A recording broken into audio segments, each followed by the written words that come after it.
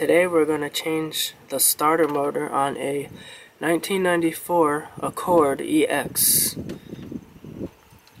This is actually going to be this should be pretty easy because the starter motor, looking inside the engine compartment, is right straight there on the left side of the engine. And you got two bolts holding it on. There's one there, and the other one is down here, right about there, under the motor. So the first thing you want to do is disconnect the terminals on the battery. Then there's a wire here that goes to the motor. Gotta just pop that off. See, it's just got one of those little connectors. And this one here, you're gonna use a 12mm socket to loosen up that nut.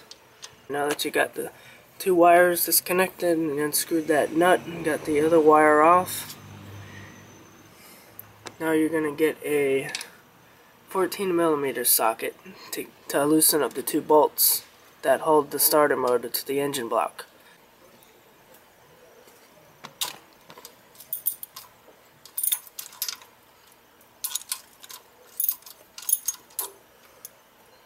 And the hard part, we gotta figure out how to get the socket underneath the motor here to get the other bolt. So you just have to play with that until you figure out how to loosen up that bolt that's underneath the motor towards the front. I'll show you some things about the idiots that designed this car, which makes this job more complicated than it should be. As you can see here, we got two different size sockets, and there's a big difference in size. This is the 14mm from the top bolt, and I found out that besides being a pain in the neck to get out and get the socket in there, the socket on the bottom of the starter motor it's a lot bigger than the 14mm on the top, which makes no sense. So why they use two different size bolts, but this one here is a 11/16 that I had to use. And when you get the thing in there on the bolt, you barely have any room to pull on the socket because the fan's in the way. I had to remove the radiator hose here because that's in the way, so I lost some coolant. So you're going to lose some coolant doing this too. I found a way you could get a little more pull on the socket. You put one extension on it, you can get a little further down the fan. In order for me to have gotten this bottom bolt out, I had to remove the battery and the base the battery sits on. This is two bolts, and then there's another bolt here for all this crap here that sits on that base. The starter out, get the two bolts out. Be careful because you gotta work it out around this here, and then you got the AC lines. You don't want to damage any of those. Here's the starter. I got a used starter, so just make sure if you get a used one that all these little contacts or the wires are gonna connect, that you make sure that they're clean, and if they're dirty, just go ahead and clean them with a little wire brush. Now you just kind of hold the motor and you get it in between the AC lines here. This car here doesn't have a gasket, but I believe there's supposed to be a gasket for the motor to give it a seal. This one doesn't have one, so I'm not gonna worry about it. And it worked fine before the other starter until it started to go, so I don't think it really needs a gasket. But do it the right way, I would say make sure you have a gasket.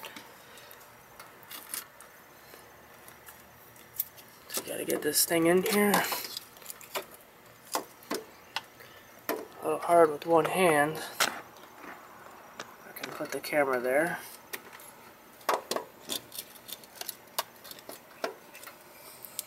Just kind of turn it. Okay, and then you're just gonna have to line it up with the bolts. Oh yes, and the bolt that was a bigger size, the bottom bolt, it's also longer than the other bolt that goes in the top. So make sure you make note of that. So here's the top bolt, it's a lot shorter. So I'm gonna try to pick the motor up and get this bolt started.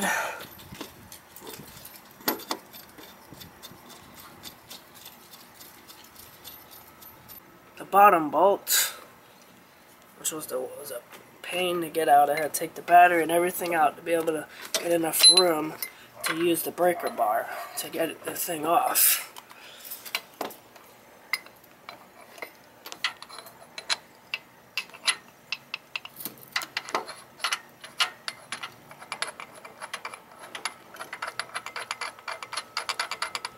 Alright, so first we're going to get this wire, and we're going to reconnect it to this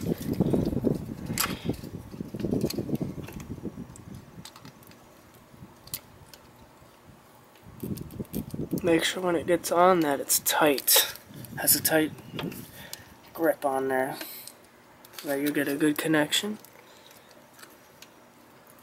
This one, the protective covering came off, so I'm going to have to put some tape, electrical tape on that. And the other one just goes over this bolt.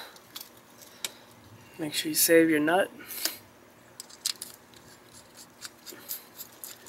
Just hand tighten that on and then use the wrench. 14mm socket. Tighten this up a little bit on the top until you get it snug.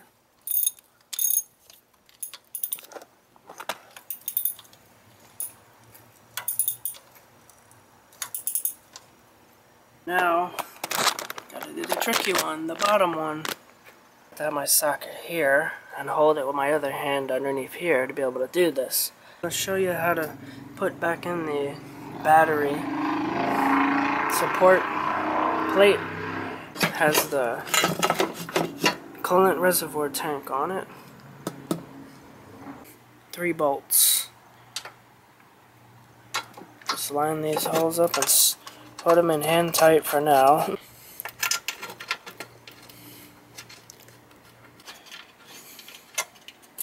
Here, pull this up.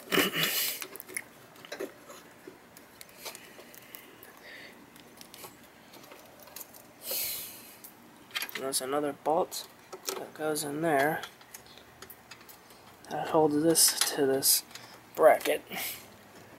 These are 12mm bolts. Just go ahead and tighten them up snug.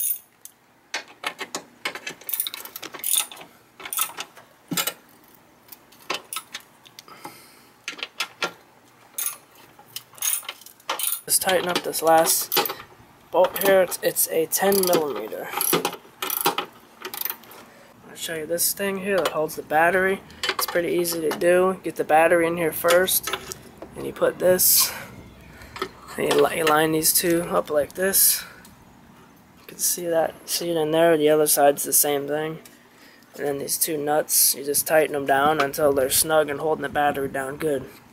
This thing is falling apart, but it was in here, so I'm gonna put it back in here.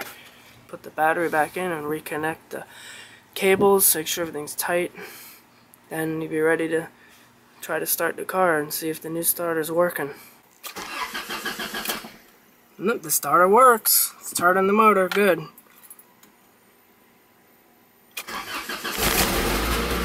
There we go.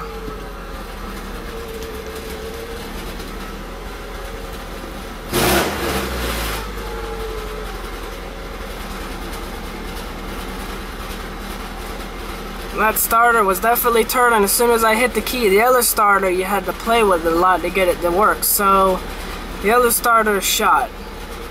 Alright, thanks for watching.